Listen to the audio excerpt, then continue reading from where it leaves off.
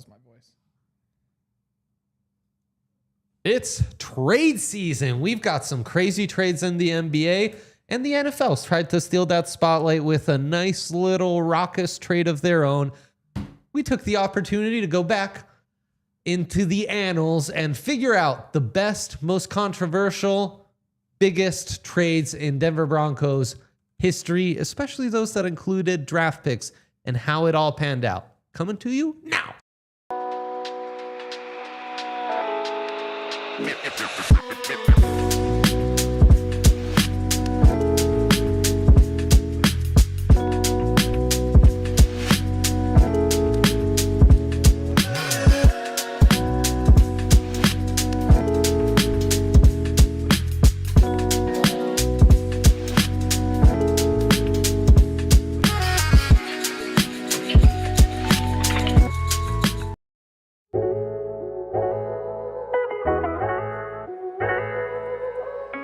DNVR Draft Pod. We're doing it. Crazy day at DNVR. Avs guys streaming full free agency special. Nothing but Nuggets shows left and right. We had a crazy week last week digesting the NBA draft, the NHL draft. And all the Rockies news. Name it, all the Rockies news. We're all on Ethan Holiday watch. Charlie Condon, Jared Thomas, 2 of your top 3 picks last year, getting called up to Double-A. Big Condon guys. Who's the guy Fernandez, Yanquiel Fernandez, making his debut tonight with the Rockies. It's about time. All sorts of things happening. Yeah, we sure are. And this is a fun show. Kind of crazy that we've never done this show before. But it just came to me that we should go back and look through the Broncos' biggest draft-related trades. Can we call that? Yeah. Would you think my qualifier is correct? Yeah, we'll look through the annals of Broncos draft trades and we'll analyze them, you know. Oh, my God. What? That mispronunciation was Did I on mispronounce purpose, something? and I don't appreciate it. I didn't think I mispronounced anything. We've got Josh in the Toyota chat. What up, Josh? Hopefully he doesn't leave. So, yeah, having some fun with it. Last few years in the offseason, you guys would ask us to do a little like recaps and talk about best takes, worst takes. So I'm trying to do a few more shows like that this summer before we start just previewing the season and getting into it right off the get. Broncos Tube with an astute comment saying, finally Auburn starts the deal with Nike. We were all thinking it. We were all thinking that. Congrats, Broncos, too. Glad to see that's going. A go Tigers to you, right? Those are the correct Tigers Coach O was talking about. Okay. You want to go chronological? Is there one of these you feel strongest? I can tell you when seeing the returns, there was one that really stood out. I like chronological. Okay. So I found a good list. No, it's not crap all over these guys. From the Broncos SI website, who did a good job here. Hell yeah. Shout out to that AI bot or human behind that blog. We somehow love and respect, and if it's the AI, opposite, hate and disrespect you very, very much. We really appreciate this work that you or the AI did. And we also really appreciate that about once every 6 months, Sean Payton will say something nice about a Broncos player, and the headline from these nice people or robots is always Sean Payton glazes J.K. Dobbins and then we always have a laugh like, do they not know what that means? Are they just going with it anyway? Shout out to Broncos on SI though for putting this list together. Let me glaze. That's good. Good work. Really here. good. Yeah. It is pretty funny every time too. Craziness. This one starts in 2011. What's that? Sorry. This list. Oh, okay. Great. Broncos trade down with the Niners. Broncos send the 36th overall pick. Okay, so we're talking Jay Cutler. And we sure are. Yeah. Yep. That's a great one. Yeah. Okay, start me off. Okay, wait. No, Jay Cutler was before this. 2010, you said, right? No, this is 2011. 2010's a good one. You start us with the 2010. Okay, 2010's actually incredible. So, are there multiple? Josh McDaniels comes in, and as you guys all remember, trades Jay Cutler. which is actually what prompted me to get into this draft thing. Because that was such a monumental trade. I was kind of sick of going off of other people's rankings to figure out if they got accurate value or not for that trade. So they get 2 firsts out of the Cutler trade and Cal Orton. In 2009, they have a disastrous draft. They draft Noshawn Moreno and Robert Ayers with the pick that they got from the Bears, number 18th overall. And that doesn't really work out. Then in 2010, you come into round 1 with just 1 first rounder because that second first rounder, they trade in the second round of 2009, making it even more disastrous. The Alfonso trade. We will break that down here soon. Probably, yeah. Yes, Jose. The Cutler trade is in 2009, but the 2010 draft is all because of the Cutler trade picks. So the Broncos have the 11th pick. Okay. They move down with the 49ers to 13. The Niners take Anthony Davis, mammoth offensive tackle from Rutgers, who actually starts for them in the super Bowl eventually. And 2010 famously is then traded for Luka. Yeah. He got me there. He got me. Yeah. That's silly, Hank. That is not what happened, as you know all too well. But yes, actually having to Google him, you have to specify football. We're going to get into 2010 because it's a really fun one. Spencer Jones. They would also draft Mike Iupati later in that first round. All-time name? So I think this is like the first year of Harbaugh. And they reset everything by going heavy in the trenches, very Dan Campbell of them, very Aaron Glenn and what Aaron Glenn is trying to do with the Jets. Dare I say, similar to Sean Payton arriving here, not having draft picks, and immediately the bulk of the resources he has, the cap space he has, goes in on big contracts for Ben Powers and Mike McGlinchey. Yep. So anyways, they move down from 11 to 13. They get 2 third rounders to make that move down 2 spots. One of those third rounders becomes Eric Decker, in fact. To move down again, they move down from 13 to 24. And with the Eagles, who take Brandon Graham at 13. Quite the player. I mean, he's now retired, but just barely. Just barely. Imagine if Jay Cutler was in the NFL last year. I know. I mean, we'll go through this draft. Imagine if any of these guys were still. Yes. What's crazy is Brian Bulaga is another guy who, right? Wasn't he in the league last year? Beluga's the whale. I always think of that whenever I hear him. Between that and Iupati, boy, is this a draft. That's good. So they move down to 24. Kind of looks like one. Which would become Des Bryant. Okay. But instead of staying at 24, they move up to 22 to get Demaryius Thomas and make the controversial wide receiver 1 pick. Yep. The consensus was Des Bryant. They take DT, call their shot. And it's one of those where then everybody wants to have an opinion. They go back to stats. Was it the right call? Was it not? And I don't think they win the Super Bowl if not for DT. Probably not. But it's just so hard to make those comparisons when you're looking at Tim Tebow, Peyton Manning versus the Tony Romo on the other side. And so I would say don't waste the brain power. They're both good players and we can appreciate them both. But also DT. Okay, forever. But also DT's better. Forever, okay. yeah. Now I'm back to high school where I'm just yelling DT's better than Des Bryant again. 100%. Okay.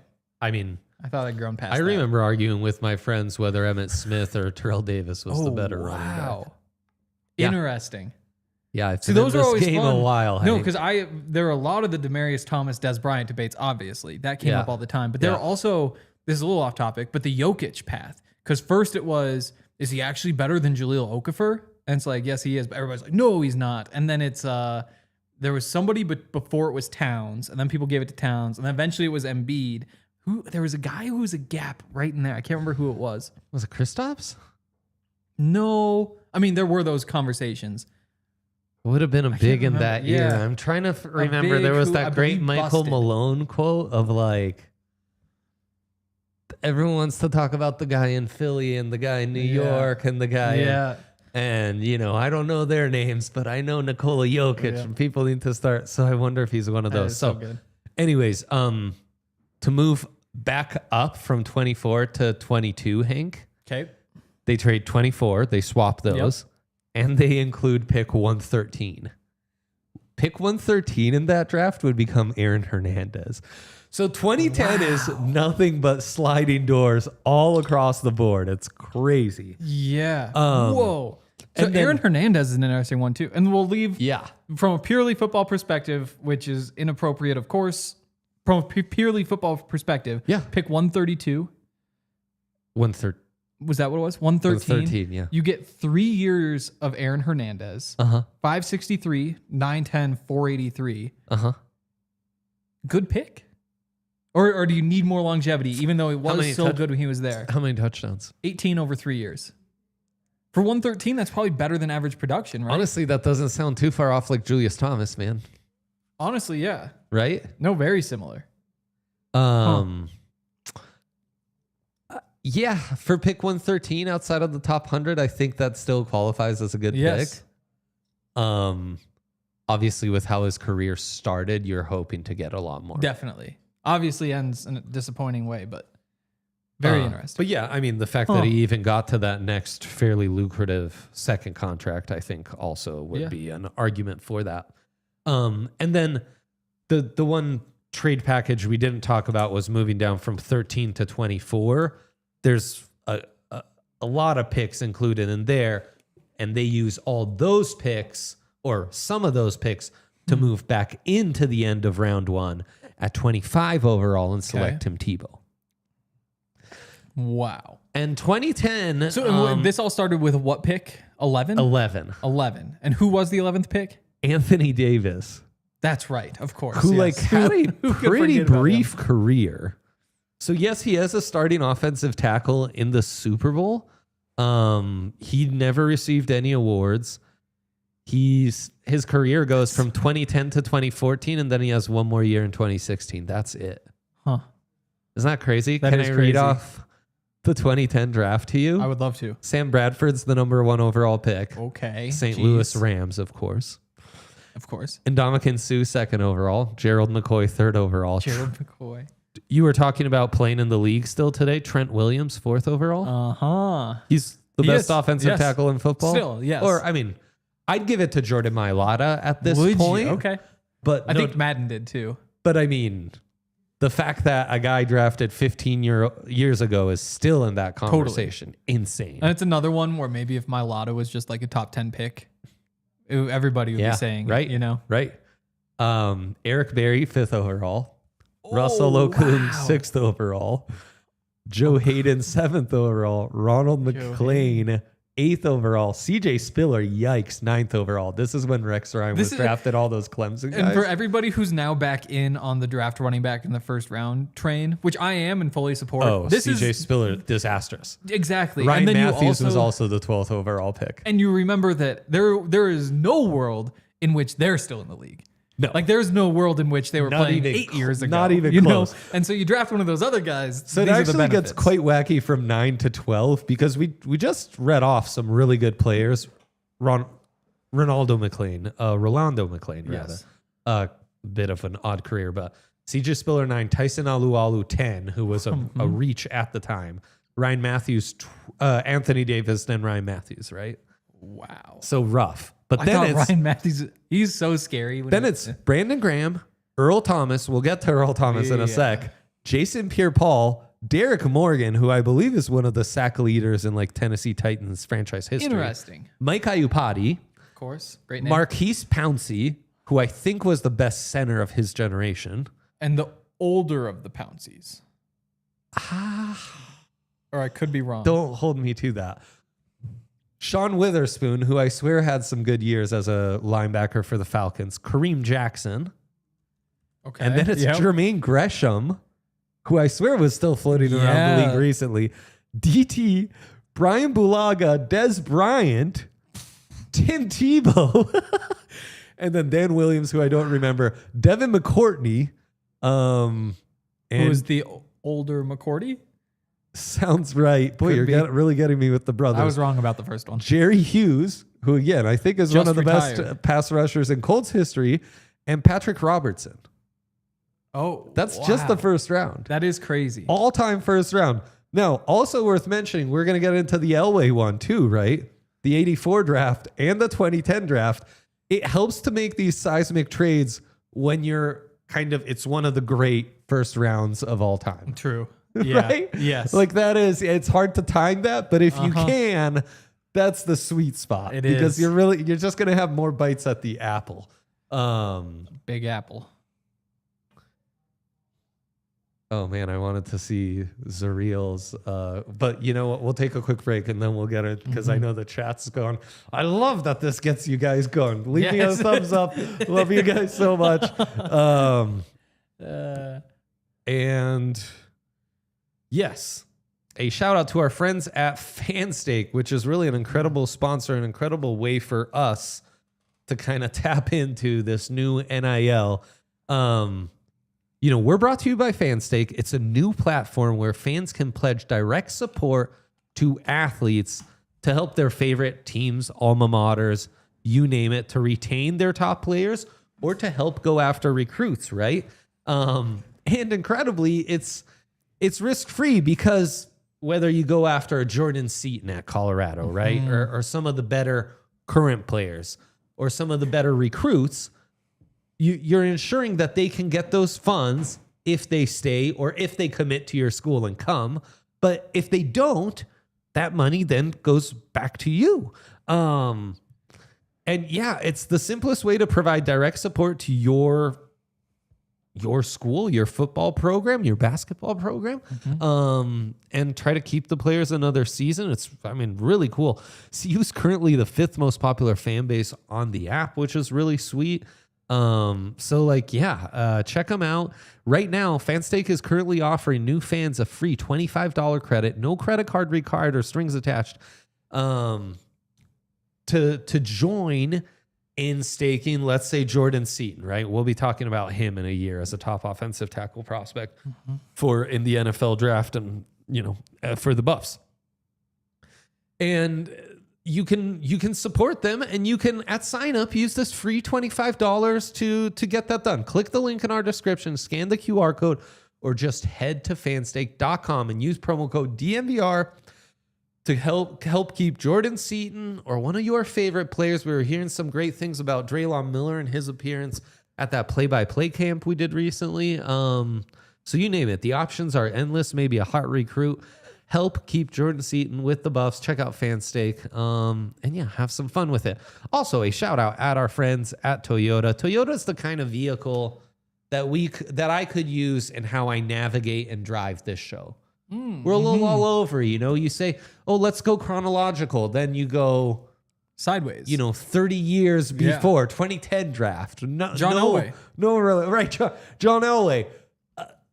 It's like I'm driving a Toyota, right? Reliable, sturdy, all-wheel, all-weather, ready for any occasion. Safe for me to drive my family in, Important, yes. You, Dion, like family. My sons, really, basically. Papa Dre. Yeah, that's right. So in our Toyota, just getting lost in the Colorado mountains, enjoying life, loving life.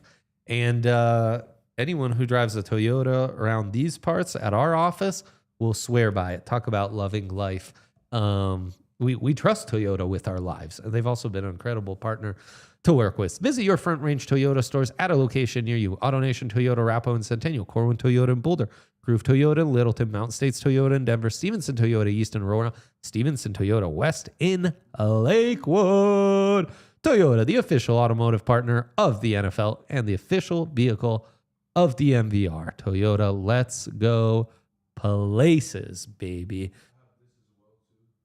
Oh, yes. Great.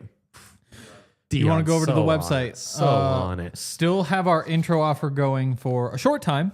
Maybe Crazy. through the end of the week. Is that correct? Crazy. I don't know. Don't trust it. Get in there soon while you can still get all of our coverage for $3 a month. Yeah.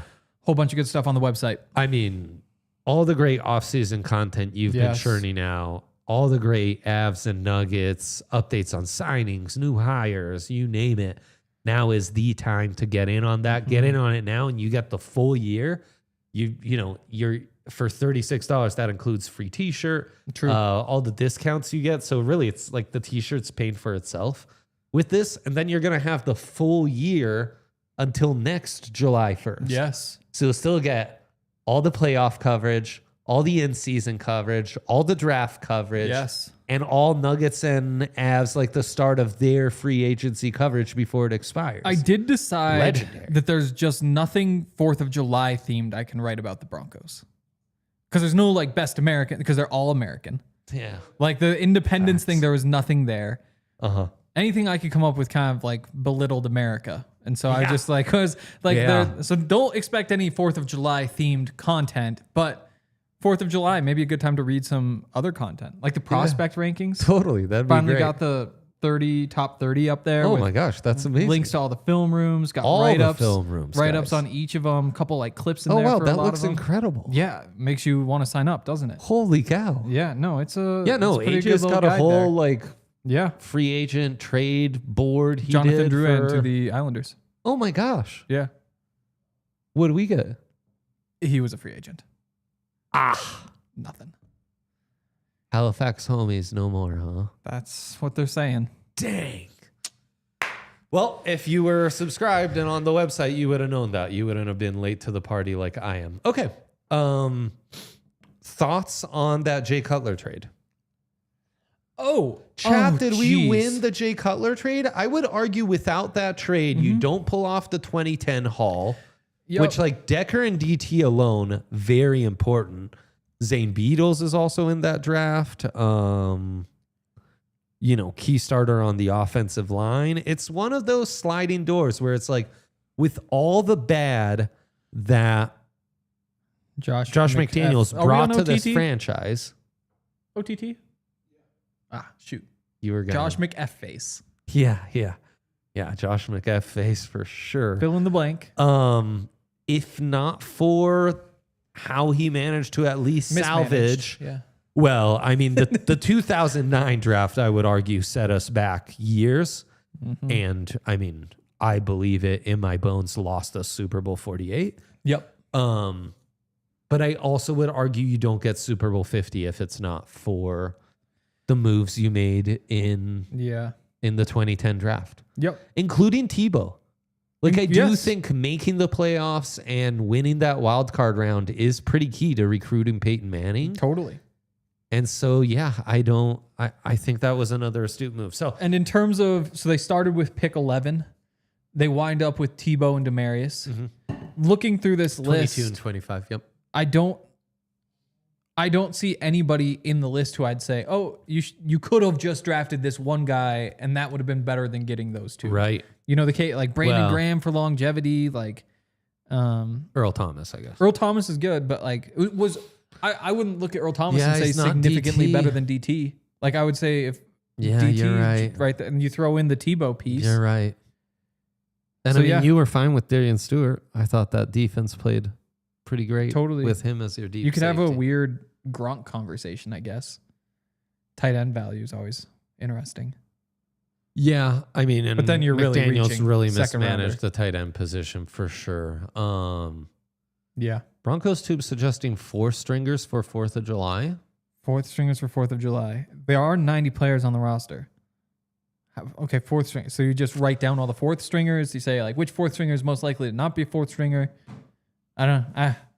So It sounds good. Jose Needs to be in here fleshed out. saying the Jay Cutler, Brandon Marshall, Tony Scheffler, Peyton Hillis could have won a Super Bowl, but with Shanny, not McDumbass. Maybe a bit of a stretch. I think what Cutler and Brandon Marshall did other places would be a strong argument against that reasoning. I would agree. Jose, I also think, the problem with Shanny is with that talent, he couldn't get past that 7-9, 8-8 Yeah. threshold, which is why he lost his job and why McDaniels or McDumbass, which actually is. And sometimes when I think back on that, because they were so good in 2005, it set the standard, honestly, maybe higher than it should have been. And it's nothing against like the guys on that team, but remember, you made the AFC Championship game. Jake Plummer, older Rod Smith, Mike Anderson, Tatum Bell, Ashley Lallee, Jeb Putsy. Those are the guys in order of yards from scrimmage.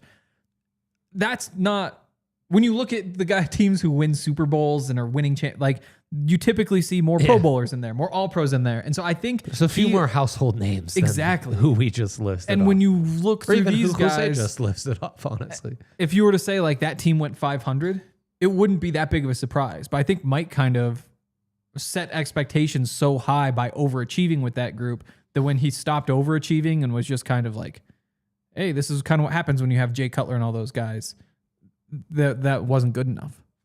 Yeah. And I'm trying to find the Brandon Marshall trade for you. Okay. He was traded to Miami. Was he Miami first or Chicago? Miami first, Okay. and then was traded to Chicago. Okay, but so I'm not seeing the second round draft picks in 2010 and 2011. So Jose's right about the 2010 second rounder being Zane Beadles for Brandon Marshall, which whatever, but at least you were able to get DT and Decker out of it. Zane Beadles wound up on the All-Century team, which you can go look at on the website. He did, was a starter. Oh, he certainly was. Only a starter on the All-Century team, but Pro Bowler. So, yeah, I mean, the defense got him. You also have like the Broncos DC retired shortly thereafter. Yep. So yeah, I mean, and then for sure, Jose, but it falls on the head coach to figure out the defense, you know, not just to let it fall off and never be able to figure it out. Yep. So the other second rounder, Orlando Franklin.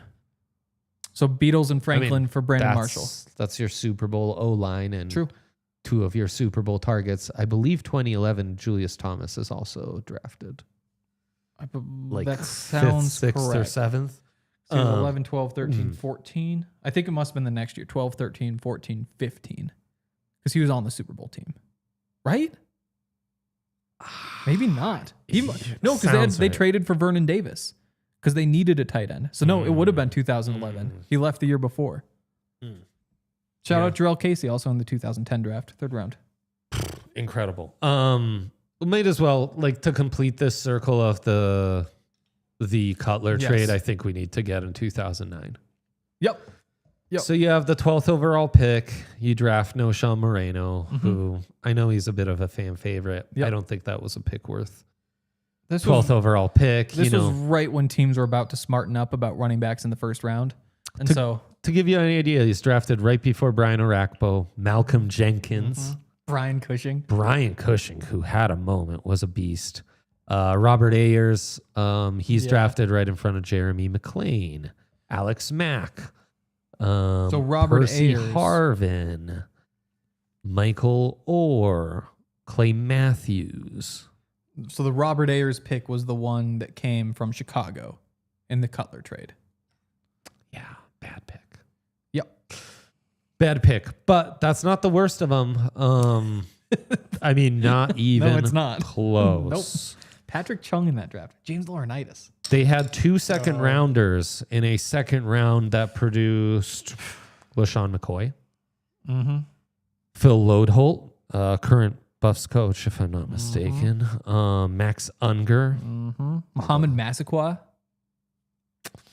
Pat White. Didn't quite work out, but he was dope. Jairus Bird.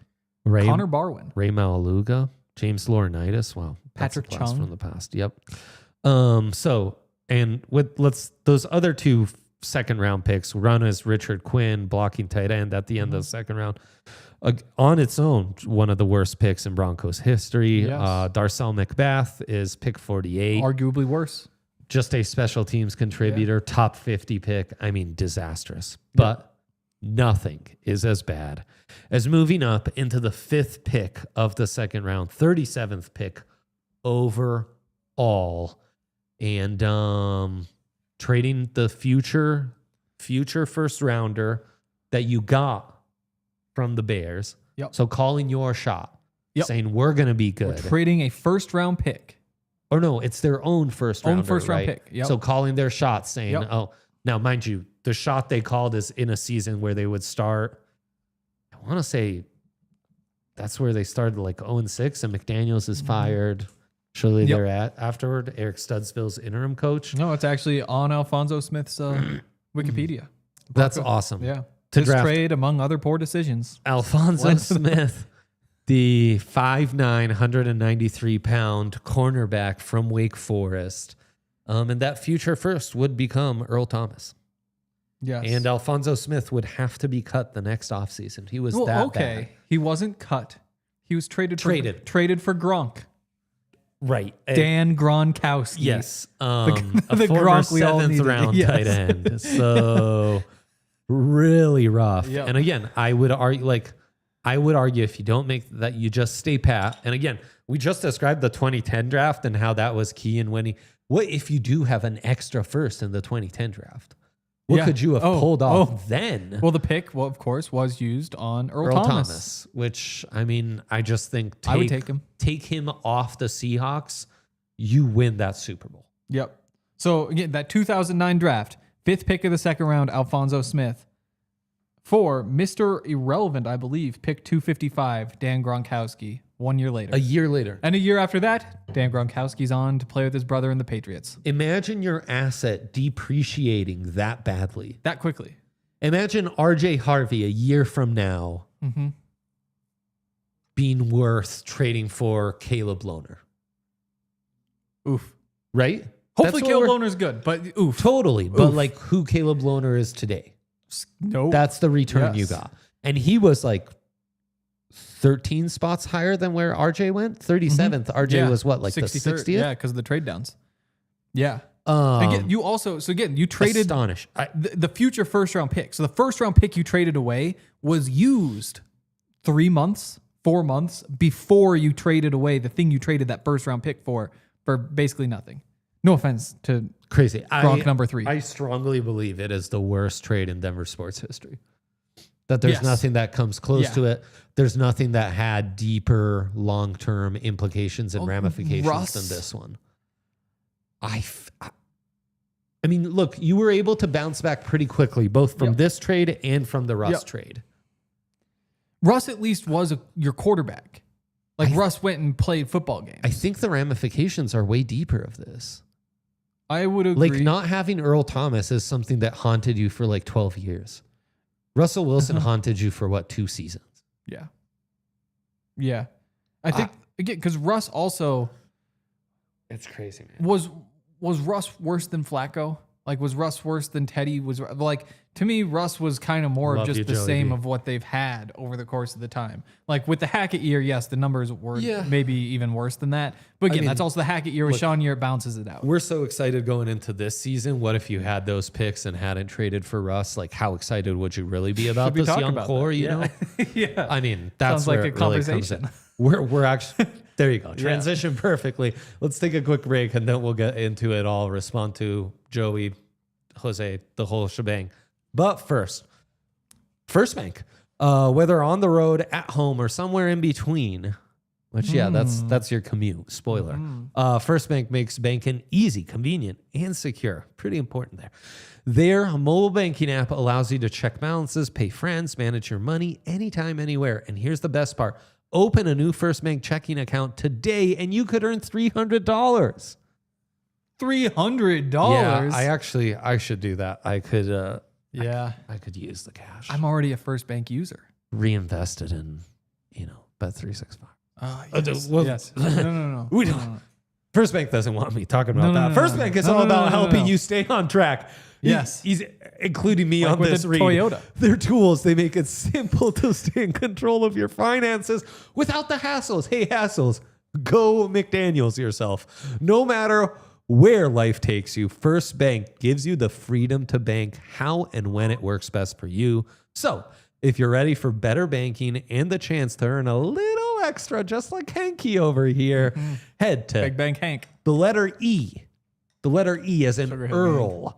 E as in Earl. First, type it out. FIRST. Bank. Type that out too. BANK.com/bonus. That's efirstbank.com/bonus to open your account. Bank how you want, when you want with First Bank. Certain restrictions and requirements apply. Member, you know it. FDIC.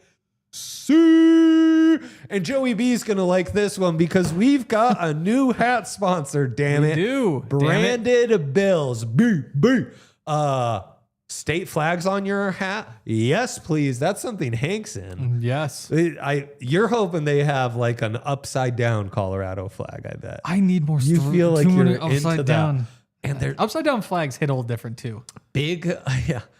Yeah, they There's do. a little more there. Yeah, there is. And big CSU Rams sponsorship. They've still got some awesome CSU caps. Their caps are really cool. I saw someone rocking it on the golf course. It's a KU hat, Hank. Oh, wow. And Lindsay, who like knows ball. Lindsay knows ball, but as he approaches, she goes, Kentucky. Oh, no. And we lost the ability to talk to that guy like yeah. that. We like instantly she said that dude was like, not a ball knower. Yeah. Leave me alone. Yeah. But boy, was I admiring his KU hat. It was really cool, Yes. man. They've got some amazing selections. There's so many. It's overwhelming. Yeah, they've got some great rope hats, some great, trucker hats, snapbacks, fitted beanies too. Saw a dope beanie with Colorado flag on it. I saw a dope one with the Montana flag on it. Denver flag, which dare I say looks a lot like the DNVR flag Oh, interesting. right there. Coincidence. Yeah, Brandon Bill says you cover. Looking for some gears, looking to get your hats on, like Hank and I do. D on a hat guy, right? Not today. Not today, but generally today. speaking, he's Got to show the hair. in off. with the hats. Yeah, again, great partnership with Colorado State. Head to brandedbills.com. Use code BBDNVR for 15% off your first order. Branded Bills, man. Yeah, check them out. We've all spent a lot of time on that website and had a lot of fun. 2011 draft, as Jose mentions, that's an all-timer. Oh, absolutely. That's maybe my favorite draft ever. It's a fun draft. It's the top 10 is the top 12 is like nothing but Hall of Famers. Yeah. Oh yeah, so Markeith the Pound was the oldest he was. Pouncey brother. He was. Okay. But you know what? Let's go to Russell Wilson. It sounded like you wanted to talk Russell Wilson Yeah. Let's and the implications. So, was it worth to merely trade a future first rounder to move up and draft Alfonso Smith? Or was it worse to trade Russell Wilson? Mm-hmm. Now, you received Russell Wilson and a fourth rounder in 2022, which would become our guy, Uzurike. I'm still hopeful. In return, all you had to give up was Drew Lock, Noah Fant, Shelby Harris, a 2022 first rounder that turned into Charles Cross, who is their starting left tackle, if I'm not mistaken. A 22 second rounder, which turned into Boye Mafe, Yes. who's been decent, right? Like meddling rotational pass rusher. Yep. Certainly not the star pass rusher that the Broncos have been able to find in the second round in similar periods of time. Though, I don't know, maybe I'm jumping the bell on Ellis on there. Tyreek Smith, fifth rounder, and then 323 picks. Devon Witherspoon, first rounder in 23. Mm-hmm. One of the better corners in the NFL. One of the better nickels for sure. Derek Hall, another rotational edge rusher in the second round of 23. Mm-hmm. Similar to Mafe, maybe even a smidge worse. Yep. And maybe year 3 takes a step. Yeah. And then Tyreek Smith, another rotational edge rusher in the fifth round of 23. And then, I mean, the biggest issue is you then had to pay Russell Wilson, and that puts you in dead cap hell for a couple seasons. Last $30 million this year. Which is the bigger implication of when you make these 5-for-1 type deals, is the one might cost you. Would you revisit this being actually the worst trade in Broncos history? So how do you feel, chat? The scale of it makes it feel big, worse, you know? I think when you just look at what you gave up and what you got back. Funny that they're both with the Seahawks too. That is funny, isn't it? Yeah. Really makes me laugh. Right. We're all laughing. Yeah, I'm laughing my ass off over here. I think it's crazy that with all those assets, you still weren't able to get one that was as good as Earl Thomas in return. Yes. You know? Exactly. Like, that's what really makes the difference is Earl Thomas was the best safety of a generation. Was, I would argue, the most valuable starter of one of the all-time great defenses in the Legion of Boom. Is Kyle Hamilton going to be the safety of this generation? Ooh, safety of this generation. If I had to make a bet, because I don't think it's going to be Buddha. I don't think Derwin is still kind of in this generation, but I'd take Hamilton. I think Minka, big news, but no. I think that sounds right. I would make my bet for Kyle Hamilton. It's still early. It's like, early. What were we saying about Jamal Adams at this point? We were hyped at this point, right? I think Derwin, we were hyped, even more hyped at this for point. Sure. True. On Jamal Adams, yeah. Yeah. You like a box safety. No judgment here, love your box. Love is love, right? But yeah, Earl Thomas, safety of a generation. Yeah. Taking over from like the Brian Dawkins, Ed Reed generation. Right. Which is, and crazy enough, drafted lower than both Cross and Witherspoon, who were top 10 picks. To me, which honestly might be the worst indictment of this trade is you supposedly upgraded and found your franchise quarterback, and then the team you traded those picks to found themselves in the top 10 in back-to-back years. So I think there are two ways to look at this. Please. One is, let's just call it efficiency. You have business-wise, you give a guy $10 and then you wind up with $0. It's like you just lost it all. That is the Alphonso Smith trade. Where it's like, we literally just lit this first round pick on fire. The we turned return it into on nothing. investment is zero. And the person you gave the $10 to was able to flip it into something way bigger. To me, the Russ trade, you gave a guy $50 and got $10 back. So like efficiency wise, at least you got something back, but the total loss was bigger because you're giving up so many assets. But at the very least, you did you plugged the quarterback hole for a couple years, and if not doing it this way, you would have gone out and signed a free agent or used a draft or done whatever. Like you had, to me, below average quarterback play. Which isn't worth a lot, but it does mean that it was like an 80% loss, a 90% loss even. Yeah. So I think it just depends on. Yeah, and in a sense, the opportunity cost of not having to have drafted a quarterback in those years. True. Saved you from, drafting who in 22 or 23. That's why to me, Kenny Pickett, the difference is scale. Because like if you just did the Alphonso Smith trade 3 times and traded away 3 first-round picks and lit all of them on fire for nothing, then it'd easily be that. Right. But just because this trade included so many assets, that I think that's the difference between the two. So you can pick your poison. Yeah, I think it's Alphonso Smith by a landslide. Also, those veteran players didn't really come back to bite you. No.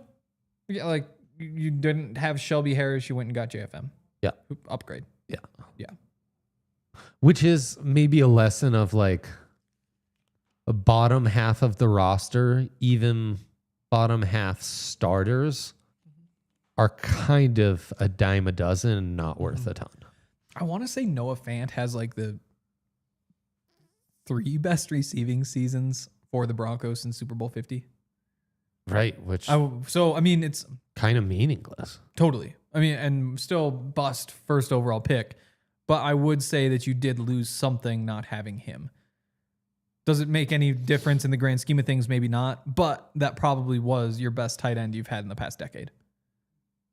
Not a high bar to clear. What's the biggest lesson here, Hank? Jeez. So you're trading Alphonso Smith lesson, trading a getting future crazy asset this year for next year can really come back to bite you. You'd better be right. Everyone on the NBA draft has gone crazy about the Derek Queen trade. Have you been following this? No. So Derek Queen, the guy who, I'm sorry, Joey, but the Maryland freshman who hit that buzzer beater against the Rams. Sorry, Joey. Well, star freshman, right? He was incredible. He drops to 13 in the NBA lottery. Okay. The Pelicans, who've already made a pick in the top 10, move back into the top 15, trade with, I forget who, the Wizards, someone like that, the Hawks. Okay. And give up their future first round unprotected. Okay. And the Pelicans, as Yeah. you know, not very good. No. They've already traded CJ McCollum. They're kind of trading some of their best players already. Could be the worst team. Probably not the worst, but right down there. Yeah, I mean, could be The way the lottery works, could be a top you're 5 rolling pick, the dice right? away. Yep. So to move up to 13, they traded what could be a much higher pick next year. And everyone's kind of roasting them for it. And, you know, the Pelicans are kind of countering back with like, we'll see. We had a top 5 grade on this kid. And that's why they would do it, right? Which I'm sure is why you would do the Alphonso Smith. They're saying like, oh, we had a first round grade on him. Yeah. We're just getting our first rounder for next year's draft right now. Maybe at they would have 37. drafted Sean Weatherspoon the next year. Right, I guess totally. And that's probably the worst of the group. This was a really good draft. Really and good that's not draft. like he's a bad player. Really like good Dan draft. Williams. Maybe it's because that's the other thing is it's like, well, maybe they wouldn't have drafted Earl Thomas with the pick. Well, the next pick was Jason Pierre-Paul, Derek Morgan, Mike Iupati, Marquise Pouncey. Like we read through these guys, but you were getting one of them. You know, Jermaine Gresham, who had a couple good years. Like there's getting nothing always stings, but I think you just draw so much more attention to it when you do it in this way. Yeah. Because I remember where I was. I was at a restaurant when they traded that second round pick to go, or to trade the first round pick to go get Alphonso Smith. And I remember thinking at the time as a 13-year-old, Hell yeah. who the hell would do this? And at the time, I am 13 years old. I do remember the reactions not being like, oh, the Broncos, Yeah, all no. being like, what's Why the? Denver What were you thinking? thinking? Like, huh. Yes.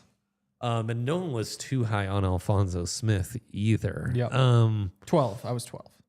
Yeah, I think so. That's the thing. Like in the draft, we can kind of get enamored with the mystery box aspect of it all. Mm-hmm. And often I think that's a fallacy. But I do think sometimes we outsmart ourselves in being like, oh, I can get this guy who I know is great Yep. and just spend that asset who I know he'll be worth as much when it's like, you might There are be better off repercussions. seeing how this plays out. Yep. Again, but you look at the Nuggets. Trade a first round pick with the other stuff to go get Aaron Gordon. Don't have a first round pick this year. You won a title. Boom. Yes. It, And I mean, you look back on that trade, it was beat up Gary Harris, who was never the same Yep. and was already kind of beat up when you traded him. Yep. RJ Hampton, I believe. Oh, well. Not Harvey. All I can think of is Harvey on this podcast. But he had like his hot stretch, and then he was the young up and coming prospect, and but then never this really worked out. year's pick to the Magic. Yeah. Who did that end up being? Wow, we are all over the place. Yes, and maybe the other lesson from that is that, well, you had Nikola Jokic, you had those, and you make the trade, AG shows up, and you... Jace Richards. So, yeah. I mean, what did they I win? feel pretty good about that. 12 in a row after the trade? Sounds right. 16 in and a then row? Aaron Gordon gets hurt. Yeah, or Jamal, right? Oh, yeah. I guess you're right. Jamal gets hurt. You don't have him for the playoffs, and that's that. And eventually they do wind up with the title, but that's sad to think of. That could have been their second championship, but that's not the point. For sure. The point is, if you're in a window where actually making that move makes sense, that's great. Or the Broncos in a situation where, oh, we got to add one more cornerback, and that's going to get us over the top. I guess maybe a little bit different when you're trading the pick to draft a rookie instead of somebody established, but I think there's like a timeline question in there too. I guess we would argue the Seahawks came out as winners. Like they were definitely right to get out from under Wilson when they did, get this big of a haul for it. And even though they haven't really won since then, have they even made the playoffs since that trade? I don't believe so. I think the they're Geno year, I don't think they did. they're just A good arguably better off Yeah. now than they would have been had they just held on to Russ and not made this trade. So And of course, you have the Geno experience. You've since moved on from him, and now you've got the Sam Darnold thing happening. I'd say it isn't like zero sum. One team wins, one team loses, or it's a tie. Broncos obviously lose. The Seahawks conversation is way more hypothetical because you avoid giving him the extension. Yep. And who knows if they would have done that. Maybe they just would have let him walk. But regardless, if you're going to let him walk, if you're going to let him be bad, like you're able to get about the same level of play for 1 year from Jose Geno. reminding us they did make the playoffs, but one They and did done. that year? Okay. I mean, So, it also and kind then of you kills just, that era of Seahawks football, right? yeah. And then Like you have make all that those trade assets. and Pete Carroll's gone. True. And is there a way for them to Like it's a build full new era. around Russ, like continue? I guess when you think of how like Ben Roethlisberger aged out of the league, like there were a couple really bad years there at the end, but it was kind of like this slower fade and still good teams. Whereas sometimes you see a quarterback like Aaron Rodgers, for example, when you don't slowly fade, you go somewhere new. Sometimes that just tanks. Same thing with Russ. Eli Manning. So I'm not sure if that's more valuable because it seems like you rarely see that turn into a championship. But maybe for the Seahawks, being able to keep that stability, keeping the pride of we are the Seahawks means you snag a couple more free agents or like culturally something is healthier. And so you wind up developing players better. But that's way too hypothetical to say. It negates the fact that they didn't pay Russ and they got to add all these assets, even if they didn't all pan out into what they'd want them to be. I would venture to say, as far as hauls that were this big, this girthy, if you will. I will. You guys are all scientists. You get the technical terms, Yep. of course.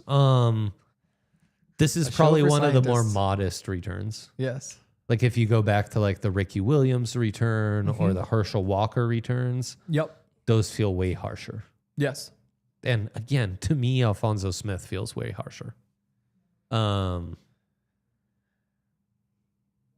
Somebody brought up me having a ketamine diet yesterday, and I don't know what that means. Well, Broncos too. you know, ketamine's in the news. So yeah, but I that's one of those drugs that I think it's too new. I think like it's like an oldie but goodie. When I was a kid, it was like, oh, Molly's the new like thing. Sure. And so then like Special K, you ever heard of Special K? It's ketamine. interesting. So I missed the ketamine wave. Sounds not so good. Yeah, Oh, no, it sounds Special crazy. K, Sounds Kit crazy. Kat, Valium, Super But Acid, Super K, Purple. We get enough likes. I'll tell you what. We Vitamin get K. 1,000 likes on this show. Next week's show, Yeah. we might do that on some Special K. Whoa. 1,000 likes on this show. Production included. We're all just having a fun one, you know. Yes. Um. Used as a boy. battlefield anesthetic during Vietnam. Yep. Okay. Antidepressant. Yeah. Well, this doesn't sound so bad. For sure. Elway trade. I'd be remiss if we did it. You'd be so remiss. So 84. Obviously, there's a whole 30 for 30 on this. Yes. But the return is pick number 19, Ron Salt. Not Ron Slot. Ron Salt. I was thinking of Ron Slot. Thank you. Yeah. He makes the all-rookie team. He makes the 87 Pro Bowl. He plays for the Colts, Eagles, Colts again. Decent career as a guard. They trade Chris Hinton, who was the 4th overall pick from the year prior. Chris Hinton actually is a 2-time All-Pro, 3-time second-team All-Pro. So, 2-time first team, 3-time second team, 7-time Pro Bowler. He was actually a really good left tackle for the Colts for many years. And then, had some success with the Falcons and Vikings as well. He actually, a young veteran traded immediately after his promising rookie season. He was the real asset in that trade. And then they trade quarterback Mark Herman with 2 ends. Quarterback out of Cincinnati, Ohio, 6'4", 200 pounds, which I'm sure in those days was a skinny Purdue product, Hank. He was a 4th-round pick in 81. Okay. He had hardly played up to that point. And even if you were a 4th-round pick in those years, you were a top 100 pick because he was the 98th overall pick. Huh. Fewer teams, fewer picks. How many? 28? I couldn't tell you in the early 80s how many teams there were. That's the tough thing about all these, which is why I'm glad you give me all the accolades and stuff, because I'm pretty sure John Elway was the only one who actually played football within like 8 years of me being alive. That's sick. Yeah. Well, they won that trade. 6 years. Yeah, it's you got some decent pieces if you're the Colts, but you really, I mean, honestly, it's comparable to the Luka trade nowadays. Yeah. Like as Sean Payton said, worst trade in NFL history. You weren't able to leverage, right? You weren't able to leverage having this insane talent not wanting to come to your team. This was like the beginning of people caring about the draft. Sounds like it. It also helps that it is the greatest draft of all time, especially at quarterback. So it makes me wonder if later Colts on missing out on that really. The Colts would have realized the power they have, or other teams, or the entire league would really understand, like, wait, trading John Elway, everybody's got to get a bid in. Like, we this need is a where bigger return. Exactly. This I has think to this move. being just a different era is probably why. Because I guess when was the Herschel Walker trade? Yeah, and but it's even also, that's different. It's not also a the draft. first of these where like the players moving, the players forcing his way out. That wasn't exactly a thing in '84. Yeah, the Colts did handle it poorly. Yeah. How much longer until they moved? Oh, only a couple of years. Yeah. So I mean, the Elway family was very much proven right. Yes. Yeah. Crazy stuff. Did you have any thoughts on the Ramsey Fitzpatrick trade? That seems like a wild one. It does. As Baldy said on the show, at this point, safeties need to be producing turnovers. 1 turnover, 1 pick in the past 2 years for Minka. I do think that, like, it gets into the positional value thing as well, where yes, there is value in a safety. But 2 years ago, just about today, we were doing a podcast complaining about Minka being ESPN's number 1 safety because Justin Simmons was the number 1 safety before, and now Justin Simmons is number 3.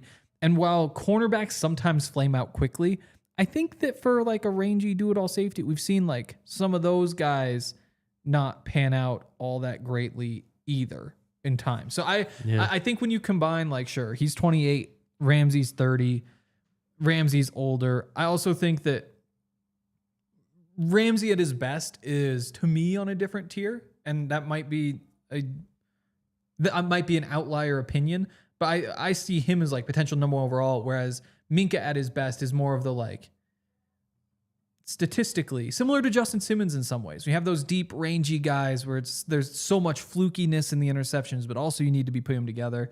And then I think what it does football-wise for a Steeler defense that, like, so you add Darius Slay, you have Joey Porter Jr., if you trade Minka for Ramsey, well, then all of a sudden you've got 3 dope cornerbacks, and you can push Slay into the slot where he's best, especially at this point in his career. Whereas Minka, a guy who you move around the formation so much, he might have been taking some of those slot reps.